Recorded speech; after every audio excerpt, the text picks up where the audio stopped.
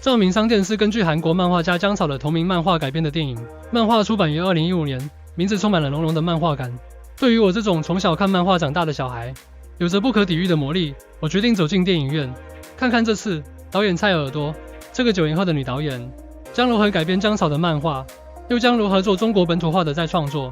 接下来我将从3个方面聊聊我对这部电影的看法。第一个方面，影片气氛营造。因为没有看过原作，所以电影对我来说是全新的体验。开头的小彩蛋是剧中人物讲的一个鬼故事，诡异气氛拉满。当护士许念从医院的椅子上醒来的时候，闹钟显示23:30。这个在夜晚发生的故事一直沉浸在一种很黑很暗的色调中，唯一明亮的就是片中的照明商店了。剧中的人物相继出现，妈妈和孩子、老爷爷、酷酷的女孩，他们都住在这个居民楼里。女主角和她的男朋友正满住在其中一间房间里，他们正在装修他们的新家。而这栋楼也相继出现了很多奇怪的现象，比如不断的漏水、毫无征兆的断电，比如找不到家门的姜老师、拖着孩子进门的妈妈。女主角许念越来越感觉不对劲，开始做噩梦，一切都笼罩在一片诡异不安的气氛中。连街角的照明商店也很奇怪，老板不做生意，只是坐在那里喝茶，表情凝重。他不断对许念重复着你不属于这里。在电影的前半段，导演很好的把控了影片的基调，氛围感营造的特别好，无论是影片的色调还是光影，都让人瞬间进入到一个异世界。观众可以很肯定的知道，这里不是人间，这些角色可能也不是人。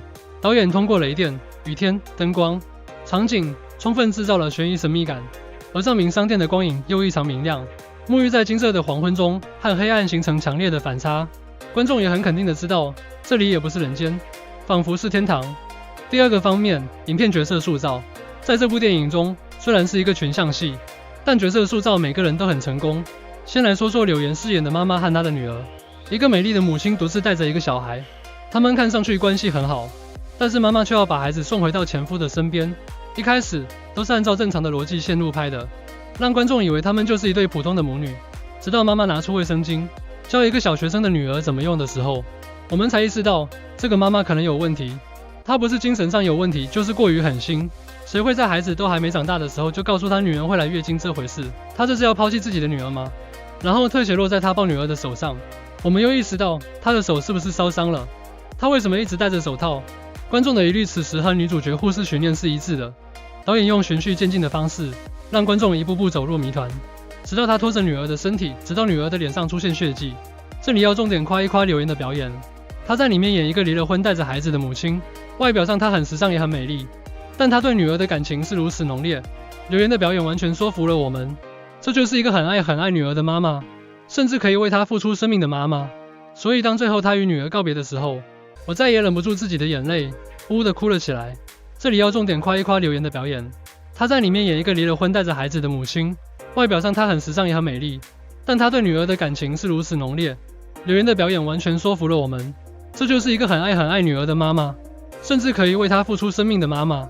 所以当最后她与女儿告别的时候，我再也忍不住自己的眼泪，呜呜的哭了起来。第三个方面，影片后半段情节反转。当观众还沉浸在前半段诡异的气氛中时，后半段的反转让人意识到，这绝不是一部鬼片那么简单。原来每一个鬼都是你曾经深爱过的人。妈妈因为爱着孩子，所以在异世界中希望孩子被得救。爷爷因为思念着儿子，所以总是走不出这个异世界。酷酷的女孩因为思念姐姐，所以被困在那个房间中等待一个影子。而那个照明商店的老板一直在等着他们来拿自己的灯泡，只有拿到自己的那盏灯泡，他们才有活下去的可能。世界上的一束光就是一个人，如果这束光熄灭了，那么他们也就不存在了。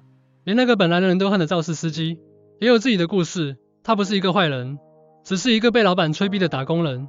他怀着无比愧疚的心情留在这个异世界中，就是为了把他们带到照明商店的老板那里，拿走自己的灯泡。而最大的反转却是女主角许念和她的男朋友郑满带给我的。原来郑满也在那里公交车上，他就是司机。而在事故当晚，郑满就去世了。因为对男朋友太过思念，许念来到了照明商店的异世界。我突然想起来，为什么前半段总感觉饰演郑满的演员怪怪的？原来这一切都是导演埋下的伏笔。原来郑满也是鬼，而每一个你害怕的鬼都是别人日思夜想的人。当天台上下起暴雨，许念问郑满，如果我后面有鬼怎么办啊？